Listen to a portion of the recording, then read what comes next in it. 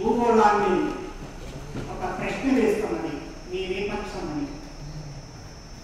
మీరు మమ్మల్ని హననం చేస్తున్నా, దహిస్తున్నా, బూడిదప్పాలు చేస్తున్నా దానికి బాధితులమైన మా పక్షాన మీరుంటారా? లేదంటే మమ్మల్ని భస్మీపత్రం చేస్తున్నటువంటి యుద్ధోన్మాద ప్రభుత్వాల వైపున మీరుంటారా అని ఈ ప్రపంచాన్ని ప్రశ్నిస్తుంది మన గాథ. హైదరాబాదు, గ్రేటర్ హైదరాబాదు వైశాల్యంలో సగం కంటే తక్కువ ఉన్న ఒక గాథ సుమారు విశాఖపట్నం వైశాల్యంతో సమానమైనటువంటి ఒక గాథ అత్యధిక జనసాంద్రత కలిగి ప్రపంచంలోనే అతిపెద్ద ఓపెన్ ఎయిర్ జైలుగా పిలువబడుతున్నటువంటి గాథ ఇవాళ ప్రపంచానికి అగ్ని పరీక్ష వేస్తుంది.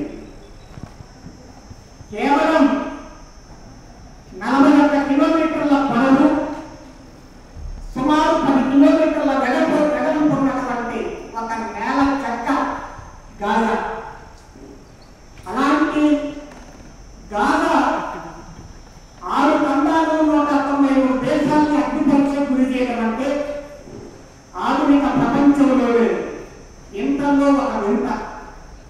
మీరు మౌనంగా ఉంటే వీలు పడదు, మీరైతే వాళ్ళ పక్షాన్ని ఉండండి, లేదంటే మా పక్షాన్ని ఉండండి. తటస్థంగా ఉండడానికి హక్కు లేదు, అవకాశం లేదు. ఒకవేళ మీరు మౌనంగా తటస్థంగా ఉండాలన్నా మమ్మల్ని బలి చేసుకున్నటువంటి పరిస్థితి మిమ్మల్ని అలా ఉండనివ్వదు. ఎటో తెలుసుకోండి అని వాళ్ళ ప్రశ్న వేసింది. ఆ ప్రశ్నకి స్పందిస్తూ ప్రపంచం ఇవాళ వీధుల్లోకి వస్తుంది, రోడ్లలోకి వస్తుంది. తనదిగా భావించే ఆ పోరాటాన్ని కేవలం మద్దతు మాత్రమే ఇవ్వడం కాకుండా, అది నైతిక మద్దతు, రాజకీయ మద్దతు లాంటిలో కాకుండా, భౌతిక మద్దతే కాకుండా గాజాయే మేము, గాజా ప్రజలే మేము అనే భావంతో ఇవాళ ప్రపంచంలో అనేక ప్రాంతాల్లో ఉద్యమాలు ముందుకు వస్తున్నాయి.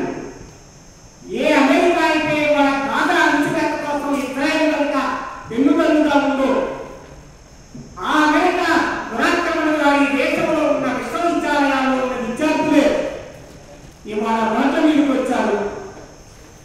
అదేలో అమెరికాలో చదువుతున్నటువంటి అరబ్ దేశాల విద్యార్థులు లేదా పాలస్తీనా విద్యార్థులతో ప్రారంభమైన ఉద్యమం కాదు. ఇవాళ వైట్ అంటే తెల్లజాతి వాళ్ళే ఇవాళ ప్రాథమికంగా ముందు బాగా నిలబడి యూనివర్సిటీ విద్యార్థుల ఉద్యమానికి నాయకత్వం ఇస్తున్నారు, సాధించడం ఇస్తున్నారు.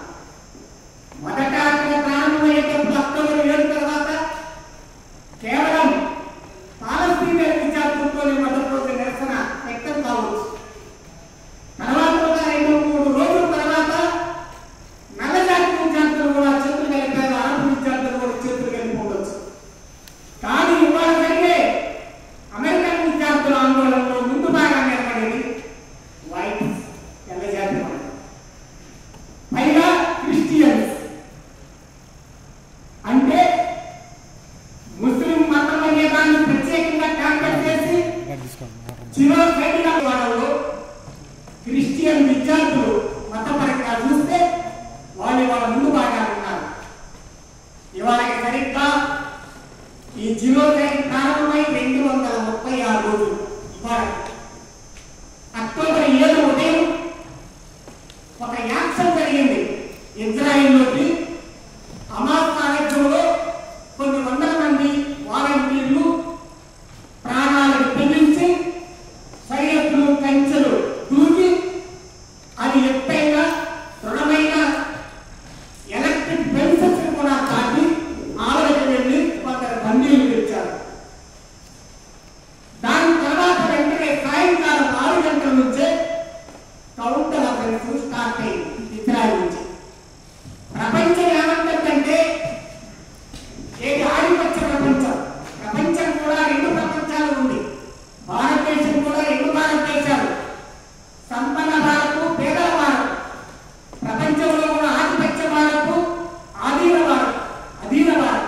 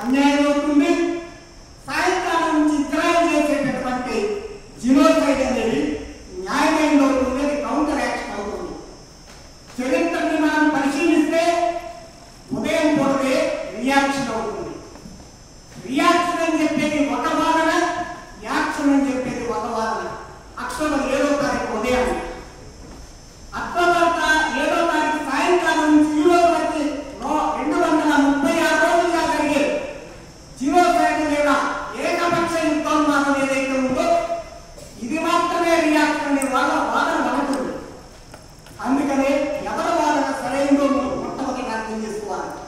చరిత్రలోకి వెళ్లకుండా, చారిత్రక పూర్వపురాణాలకు వెళ్లకుండా, వాటి మూలాలకు వెళ్లకుండా, దీని కాదు ఏంటో తెలుసుకోకుండా ఉంటే ఒకటవుతుంది, మరొకటి అవుతుంది.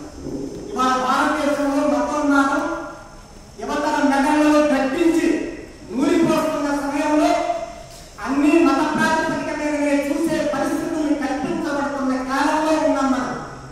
ముఖ్యంగా 2014లో ఢిల్లీలో ఏదైతే ఆర్ఎస్ఎస్ అనుకూల ప్రభుత్వం అధికారానికి వచ్చిందో అప్పటి నుంచి మీడియా మొత్తం కూడా పెద్ద ఎత్తున మన మెదడులో దట్టిస్తుంది. WhatsApp university